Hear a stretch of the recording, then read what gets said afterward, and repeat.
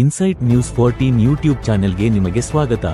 ನಮ್ಮ insight news 14 YouTube channel subscribe ಮಾಡಿಕೊಳ್ಳಿ ಹಾಗೂ ಬೆಲ್ ಐಕಾನ್ ಒತ್ತಿ. ಸಾರ್ವಜನಿಕರ ಜಾಗರೂಕತೆ ಮತ್ತು ಪೊಲೀಸರ ಸಮಯ ಪ್ರಜ್ಞೆಯಿಂದ ದೊಡ್ಡದೊಂದು ಸೈಬರ್ ವಂಚನೆ ವಿಫಲಗೊಂಡಿರುವ ರೋಚಕ ಘಟನೆ ದೆಹಲಿಯಲ್ಲಿ ನಡೆದಿದೆ. ದೆಹಲಿ ಪೊಲೀಸರ ಜಾಗರೂಕ ಅಧಿಕಾರಿಯೊಬ್ಬರ ಸಮಯ ಪ್ರಜ್ಞೆಯಿಂದಾಗಿ ಎಸ್ಬಿಐ ಎಟಿಎಂ ಕೇಂದ್ರದಲ್ಲಿ ನಾಗರಿಕರ ಹಣ ದೋಚಲು ಹೂಡಿದ್ದ ಭೀಕರ ತಂತ್ರ ಬಯಲಾಗಿದೆ. ಸಂಚು ಬಯಲಾದದ್ದು ಹೇಗೆ?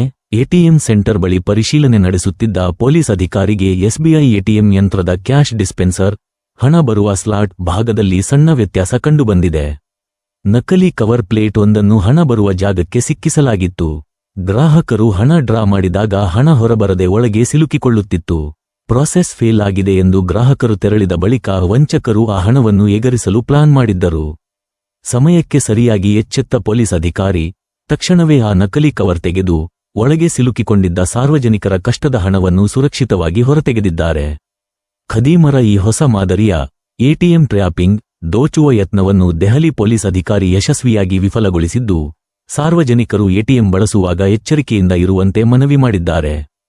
ಮುಂದಿನ ಅಪ್ಡೇಟ್ಸ್ಗಾಗಿ ನೋಡ್ತಾ ಇರಿ ಇನ್ಸೈಟ್ ನ್ಯೂಸ್ 14.